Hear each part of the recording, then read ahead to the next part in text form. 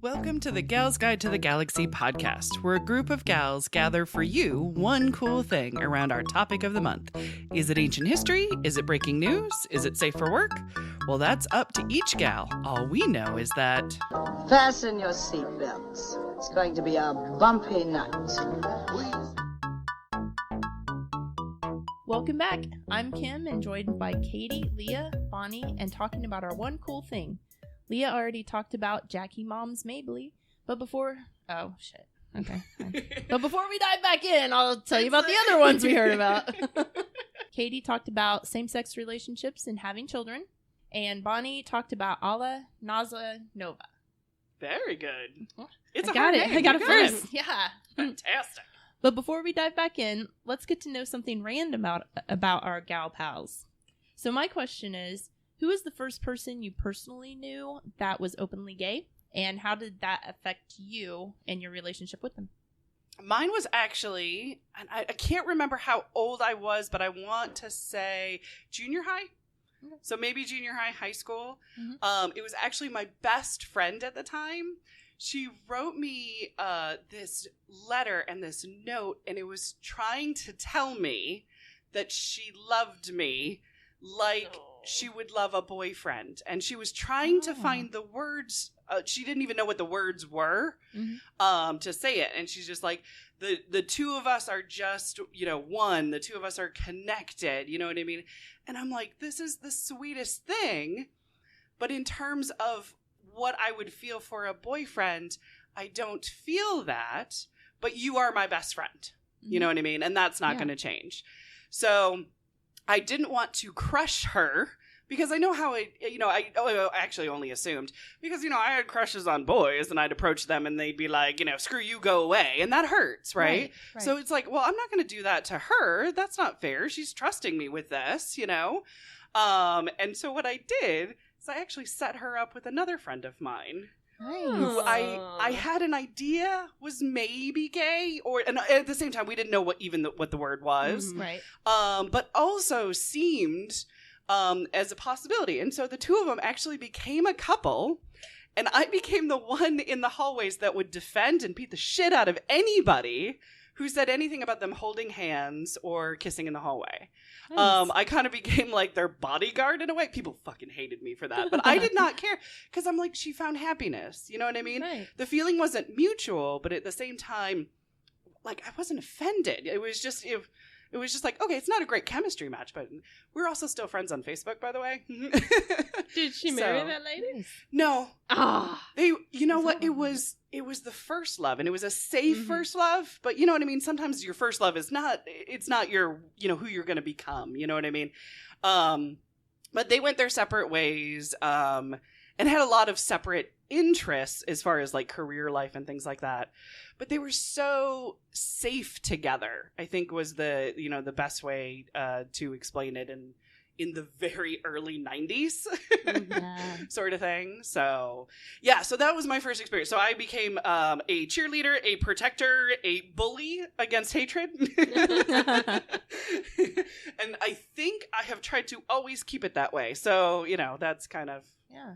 That was my first, but I thought that was so sweet. That is awesome. And I'm like, oh, honey, I wish I felt that way. Right? It'd be easier. Yeah. I've had shitty boyfriends. Right? And I continued to have really shitty boyfriends until my husband.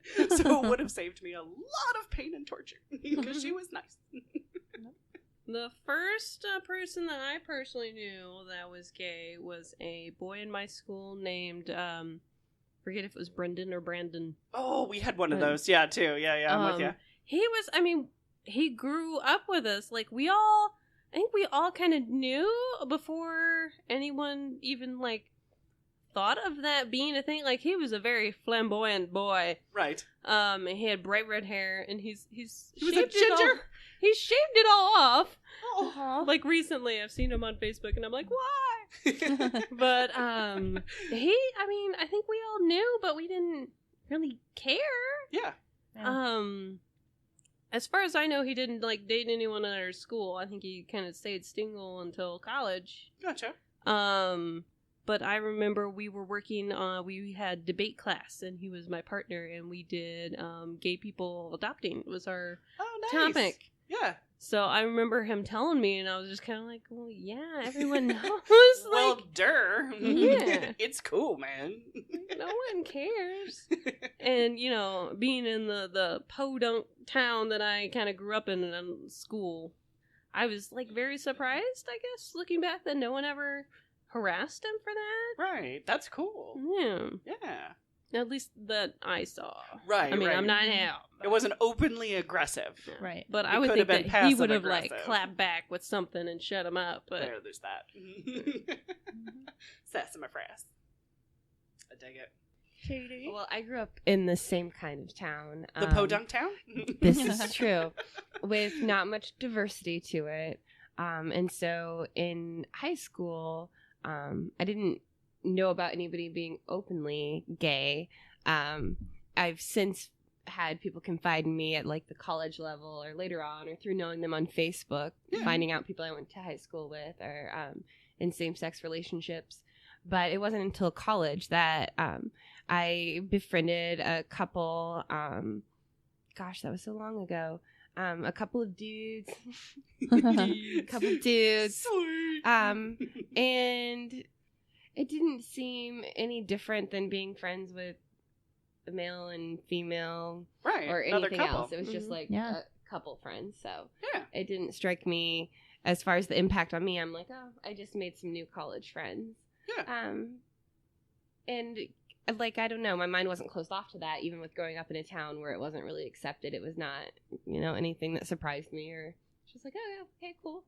But I've always been, I feel like, pretty open to people just making their own choices and what's Oh, right yeah. for them, because, you know, that's how it should be. Yeah, exactly. Absolutely. Yeah. Unfortunately, they kind of turned out to be rather mean, and the friendship did not last. Aw.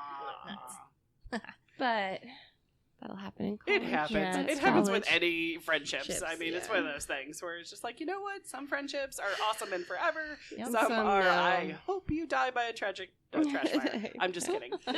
Nobody do I wish that on. But I have a list. I gave them my clarinet, and I do need that back. You need your clarinet. So if you're Yes. listening, Yeah, if you're out there. The only problem is this one time in band camp. Oh.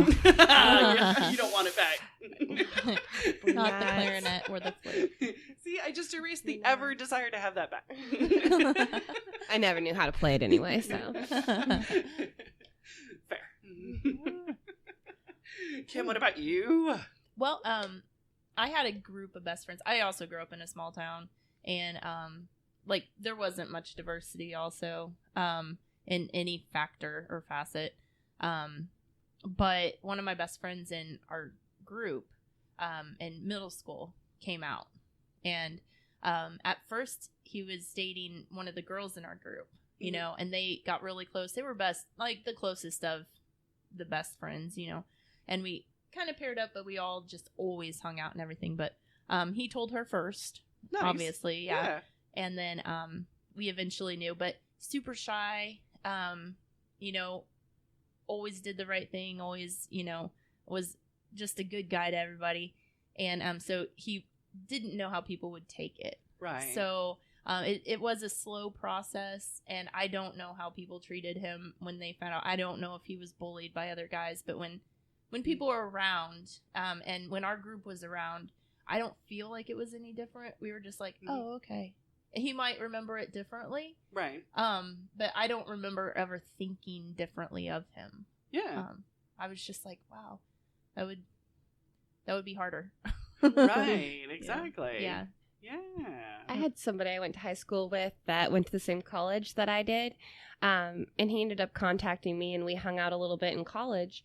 And I could tell he really wanted to talk to me about something. We were like going on a walk, Mhm. and he was really like trying to get up his nerve to tell me something.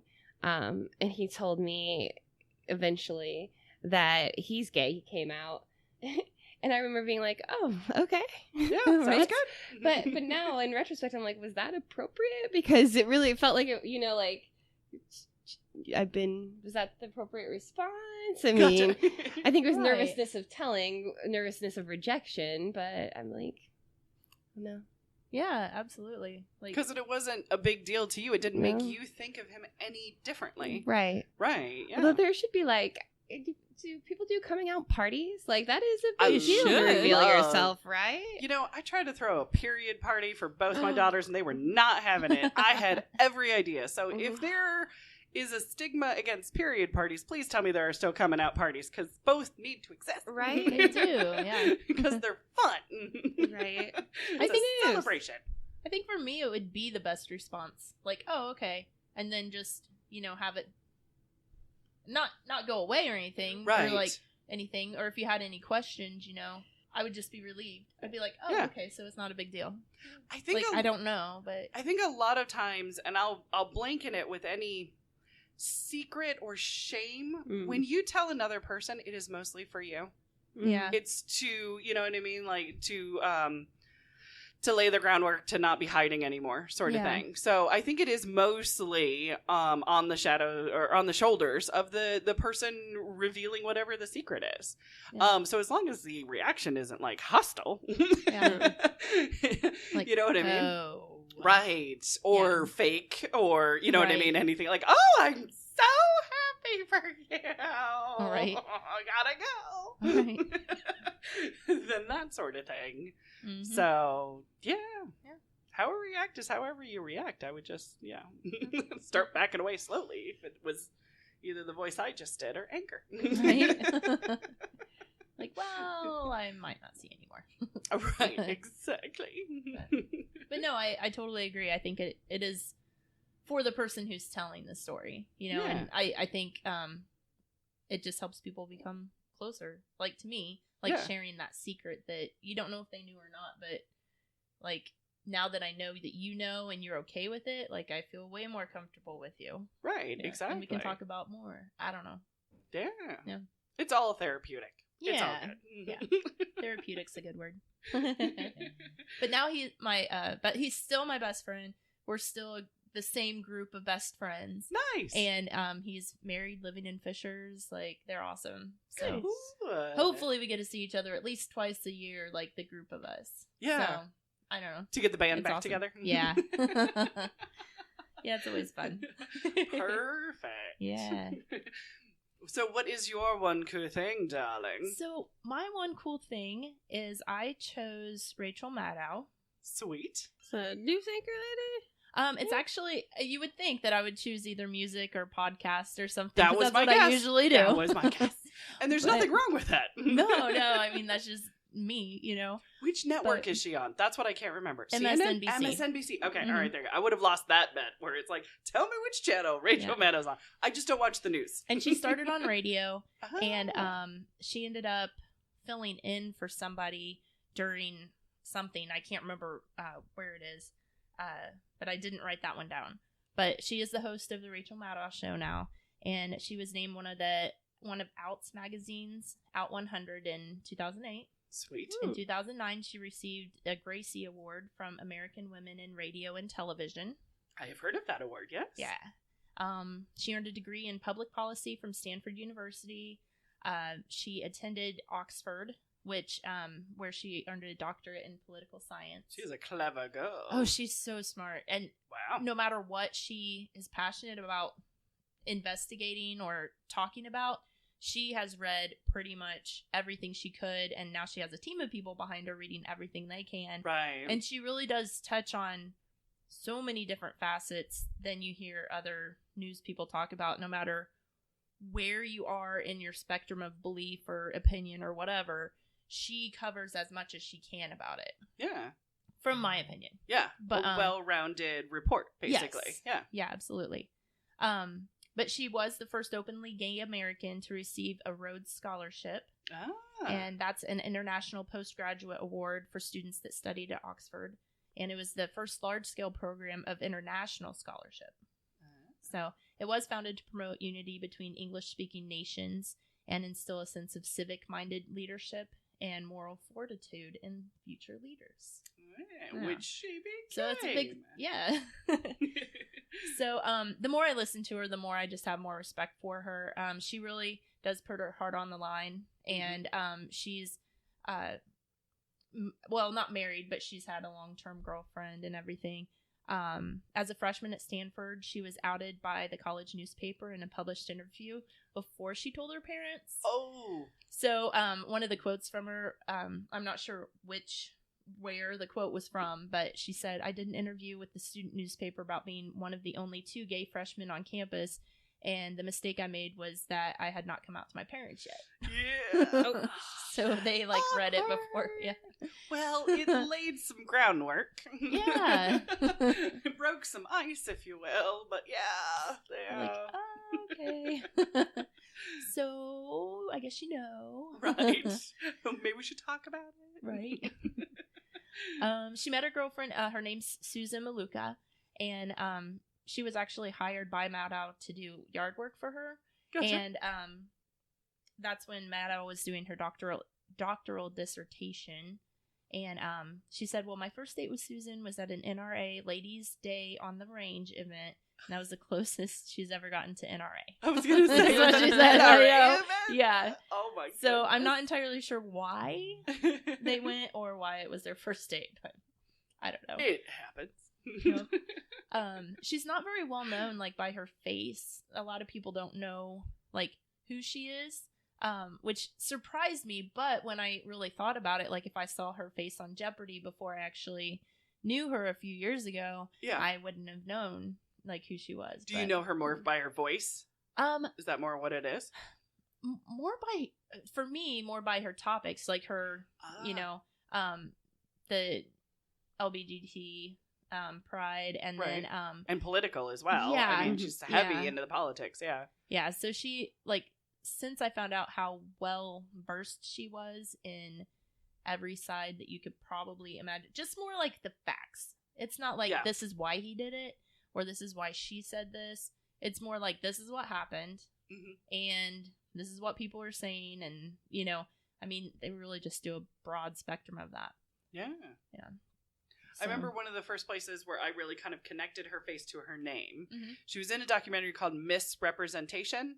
And such a good documentary. It was about women represented in advertising and TV and movies. Okay. And she was talking about in there, because I don't really watch the news, but I was like, oh, okay, news report. She says that if she does a broadcast and she's talking very calmly and she's stating the facts, and this happened and this happens and this happens, Mm-hmm. Listenership is blah. But if she's yelling and excited or angry or whatever, and she's super animated, ratings go through the roof. Oh, yeah. And so it becomes this thing, whether positive or negative, whether they agree with her yelling and freaking out or not, there's an engagement that women are supposed to, be on the news and be like, ah! Right. She's competing with people that are like the Rush Limbaugh and the InfoWars that are yelling and screaming and doing all that kind of stuff. Right. And I'm like, I need to learn more about this lady because I respect that. Yeah. That she understands there's a difference and that she's got to play it sometimes one way and then play it sometimes another way. Mm-hmm. And most of the things that I've seen, and I don't watch the news much either, but I try to watch a variety of everything. And that's why I've kind of gravitated towards her. Yeah. I'm like, oh, I haven't heard this before. You can turn to 6 different channels and hear maybe 2 different things, and they're all saying the same scripts. But you have somebody you can trust. Yeah. But she did write a book. It was called Drift, and it is more political. I wouldn't say that it was about, any kind of women's rights or gay rights or anything like that. But it was #1 New York Times bestseller. Sweet. And so there were just so many good reviews about it, and I guess I could read the descriptions. Yeah. Give you a little bit more about what her book's about. Written with bracing wit and intelligence, Rachel Maddow's Drift argues that we've drifted away from America's original ideals and become a nation weirdly at peace with perpetual war. To understand how we've arrived at such a dangerous place, Maddow takes us from the Vietnam War to today's war in Afghanistan, along with the way exploring Reagan's radical presidency, the disturbing rise of executive authority, the gradual outsourcing of our war-making capabilities to private companies, the plummeting percentage of American families whose children fight our constant wars for us, and even the changing fortunes of G.I. Joe. Ultimately, she shows us how much we stand to lose by allowing the scope of American military power to overpower our political discourse. And the reviews are basically just saying it's lively but serious. Yeah. It's it has like head smacking stories about different things, but it doesn't drag on. Right, It's exactly. really, she has a point. She gets to it yeah. and she explains it. Yeah. And it's not comedic or anything like that, but there is a few humorous things in it. I mean, she keeps it lively is a good word, I guess. Yeah, there I you would go. say. Let's see. But in the political facet, I would say that she's one of my people, and that's why I brought her to the table for my one cool thing, because I really think she really just tries to keep everything, level-headed, and she's a good role model, I think, for women. Yeah, absolutely. So. I have seen a few of her clips, sort of thing. You know Yeah. what I mean? Especially the ones that go viral when she. Right. I do very much appreciate those. Yeah. And she always has that power, just that ambience about her. Yeah, and confidence. Yeah. She knows what she is talking about, and she brings that level of confidence and trust to listen to what she has to say. So knowledgeable, but doesn't come over like bitchy, Or like people condescending. can, like people can call women, But she did say that she said, "I'm not an anchor babe. I'm never gonna be. My goal is to." I don't work for Fox News. Yeah, is the physical appearance stuff in such a way that it's not comment worthy. So the only thing to talk about is what she said. Right. And she's still building her career. She's Oh, still, you know what I mean? Like there's a lot more she's still that's young, happening for sure. for Rachel Maddow, exactly. Yeah. But it would be interesting for her to be on like maybe the Ellen Show or maybe not Saturday Night Live. Well, maybe Saturday Night Live. She's actually very funny. I can see that. She's so smart and humorous, but I don't know. But that's kind of I try not to get political or very political. Right. If I do, I'm pretty open to listen to everything. Yeah. But I think that's why I respect her a lot. Yeah, it's I used to have the metaphor of, be a sponge, you know what I mean? Kind of like gather information. But I actually I read a different metaphor that I liked a lot better. And it's the bellows. So you have to go old school with fireplaces. But those accordions, you like lift it and it has the accordion and it sucks in air to it. Yeah. So it's like the bellows. So you kind of like suck in everything that's around you that's happening. You're kind of absorbing it. And when you're ready, then you squish the accordion bellows and you release. And then you're releasing what you have absorbed, what you have learned, what you have thought. And we go through these different inhales and exhales through our entire life. And some of them are like 5 minutes. And some of them are like 5 years. You know what I mean?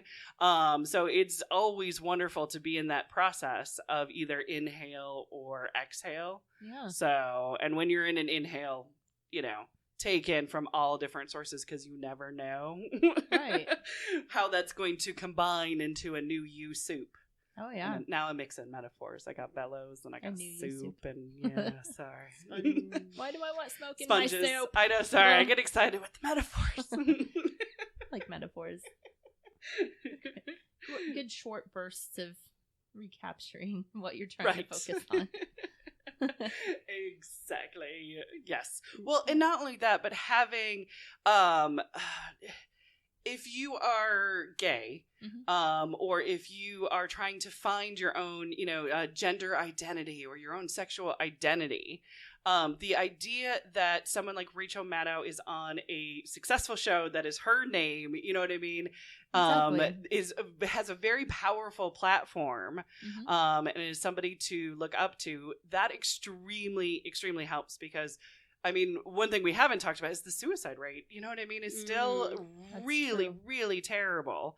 And so that's why the representation, matters, sort of thing.